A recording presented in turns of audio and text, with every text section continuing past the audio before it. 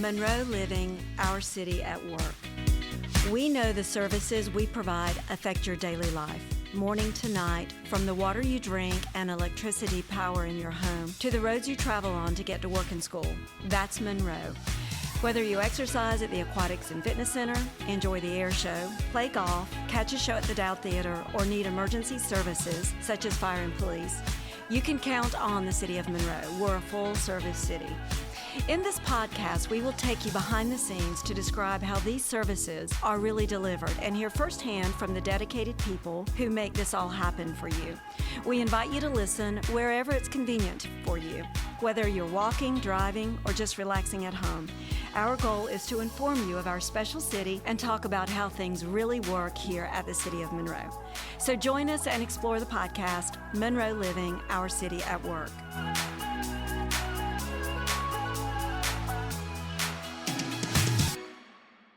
Welcome to Monroe Living, Our City at Work. I'm Lisa Hollowell, Assistant City Manager here for the City of Monroe, and I'm pleased to have with me today Lauren Fike.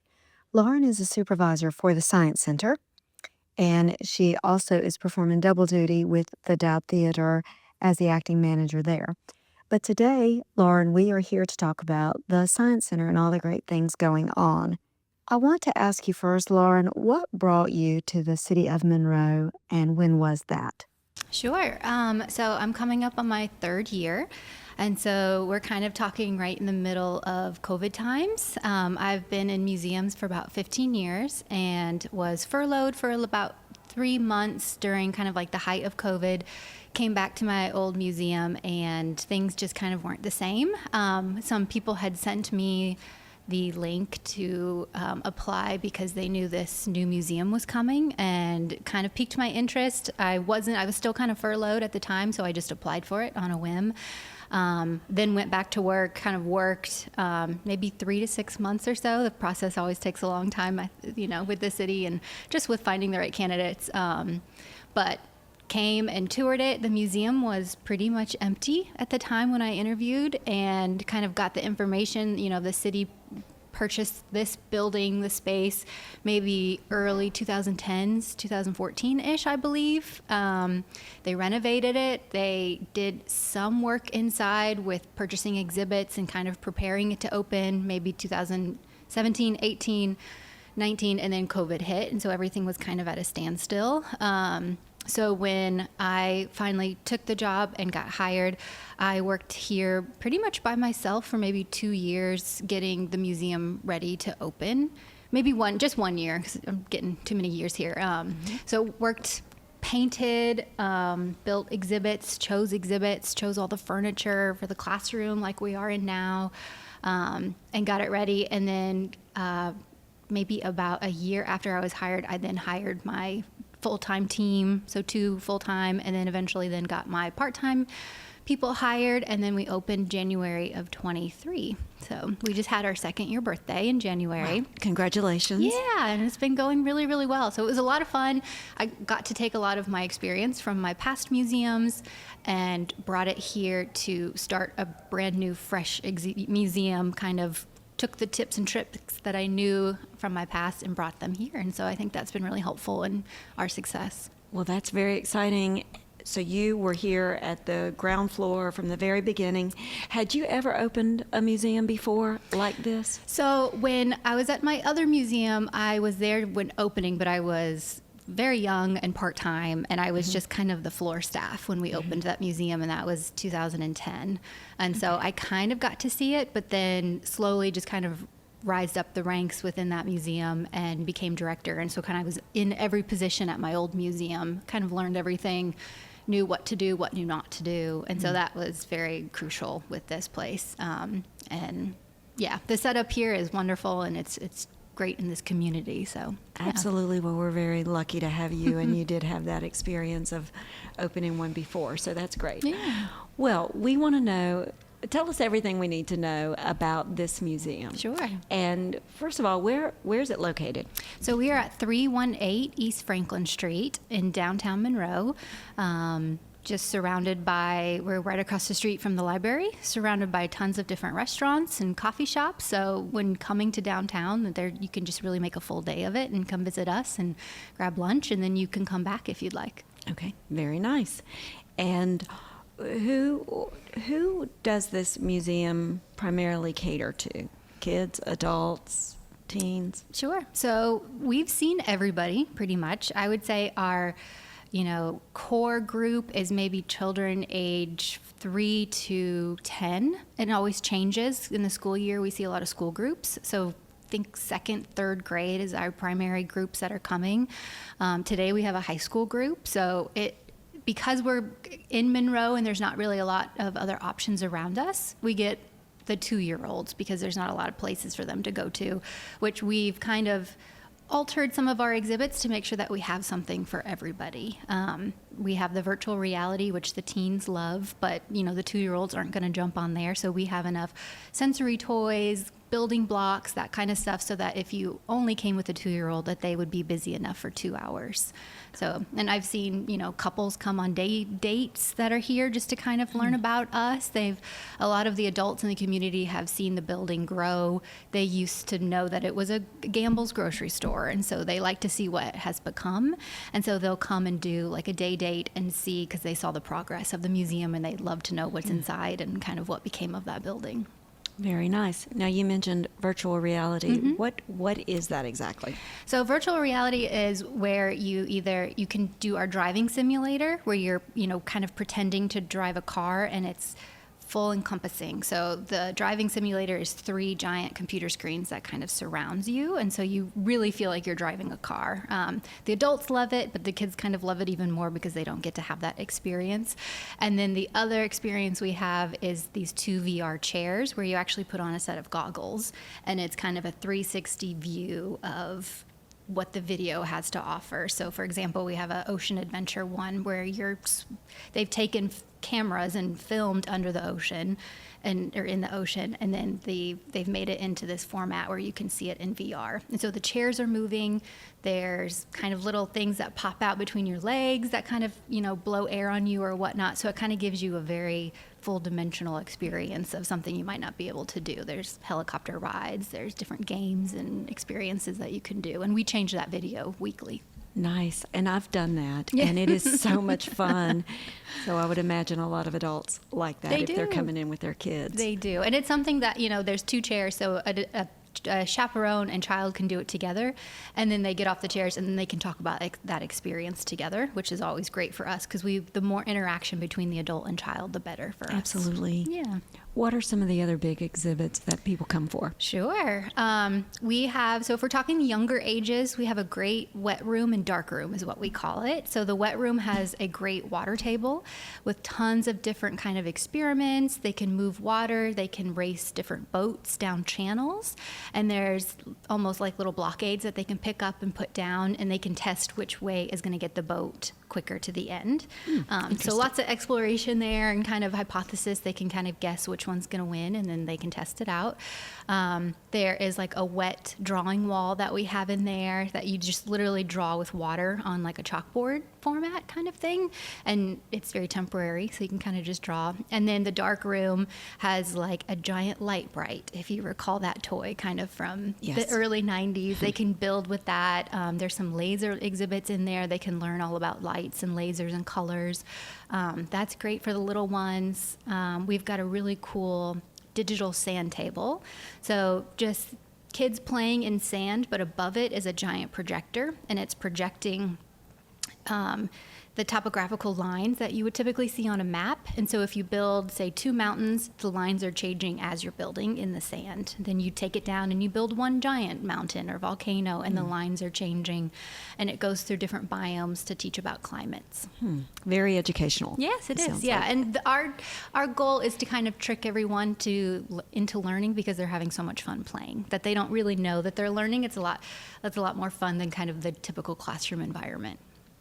Okay. What about anything related to agricultural or farming, since Union County is big still in their agribusiness? Sure. Yep. So when we were kind of deciding on which exhibits to get in the museum, we really wanted to highlight what was popular in Union County. And so we do have kind of an agriculture section of the museum where we have a horse, and it's got some diagrams of the internal organs of the horse, so you can kind of see what that looks like. We have a milking cow, so you can actually milk the cow. There's water in it, and you get the full experience with that. And then we do have a really small little chicken coop because we wanted to highlight the chicken business in Union Absolutely. County. Yeah, so really popular, especially the younger ones love that. The milking cow is a big hit.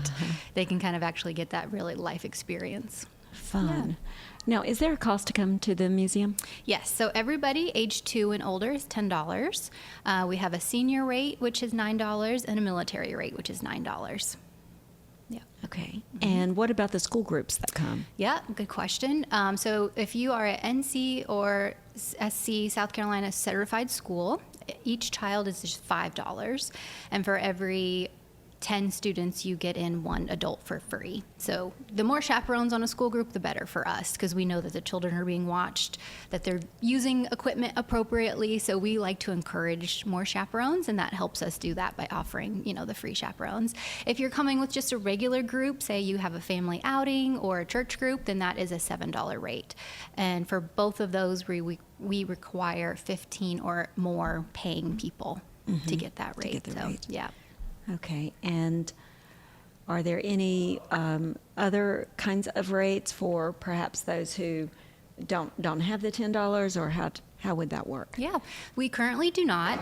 It's high on our list. So right now we partner with the library. So if you have a Union County library card, you can check out a day pass for up to 4 people. And that really helps with that thing. So think of just like checking out a book. You put your name on a list. When it's ready, you go pick it up. You just walk across the street because we're so close to the library, and you can get up to 4 people in for free. Okay, nice. And so if we like to do that because it keeps it in Union County, all Yes.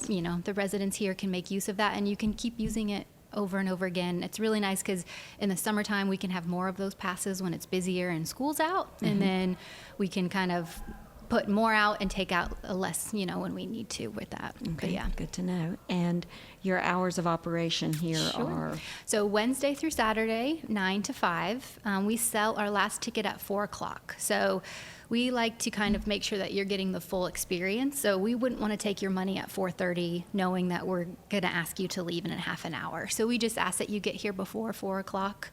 And after that, we, don't sell any more tickets for the day.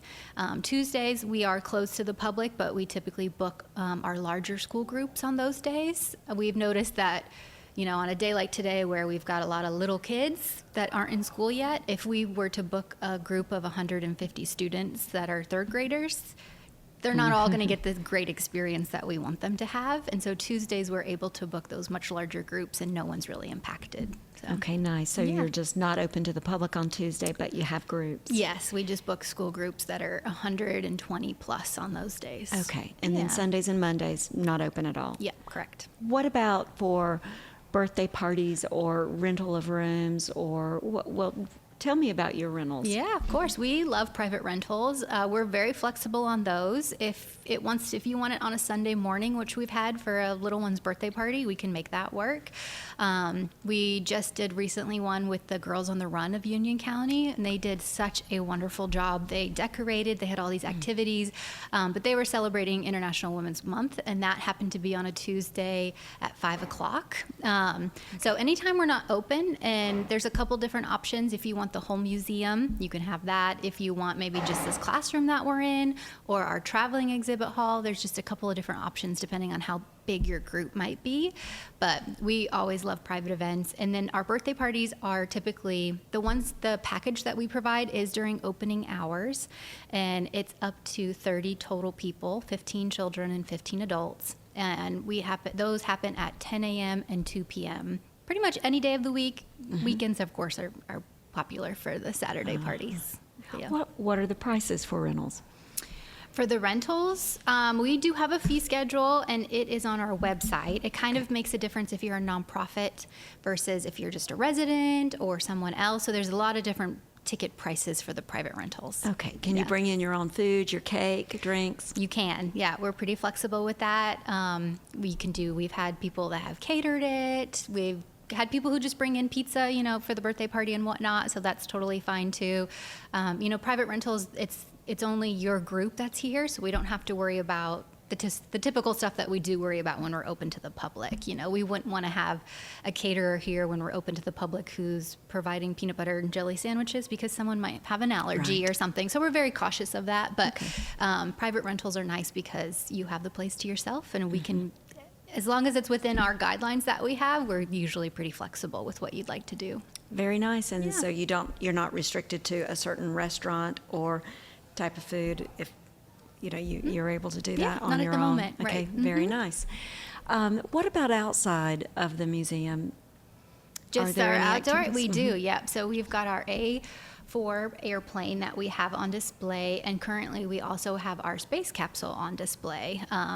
So we have a traveling exhibit hall, and typically what our base exhibit is our information honoring Dr. Christine Mandarden.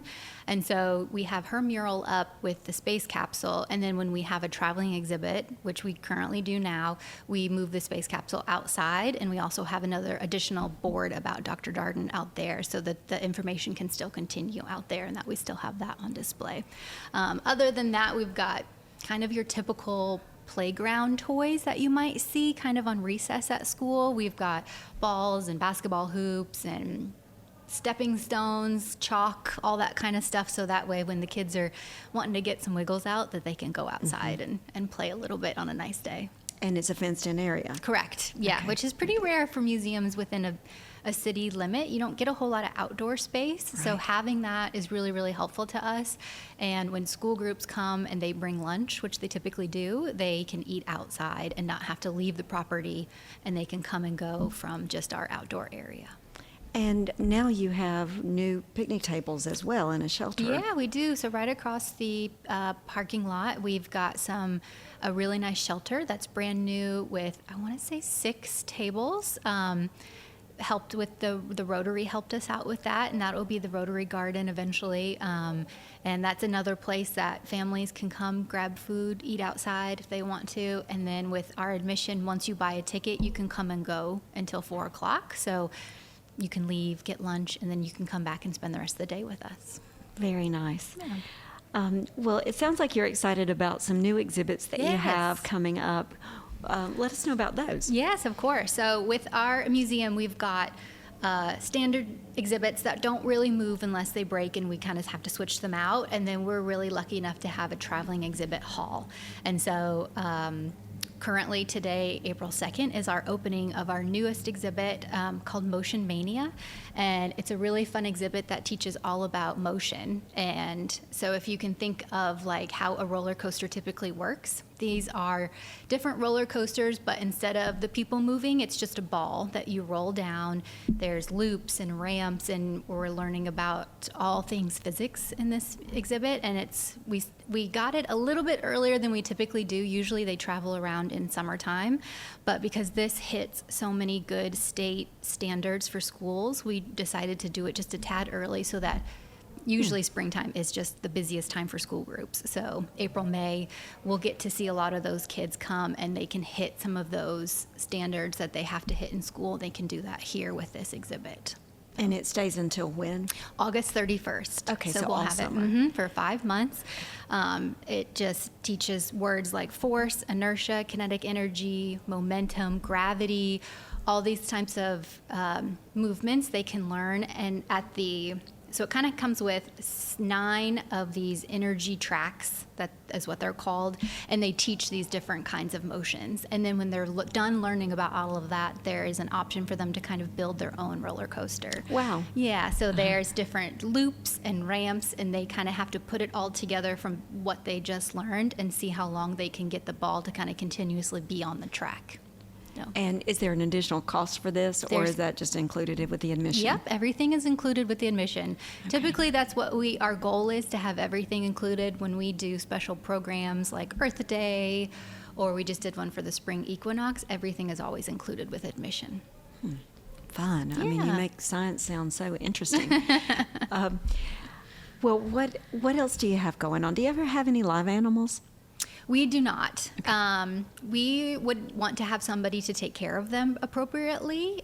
So there are a couple exhibits, traveling exhibits out there that you can have on you rent, and they actually come with a person to take care of those live animals.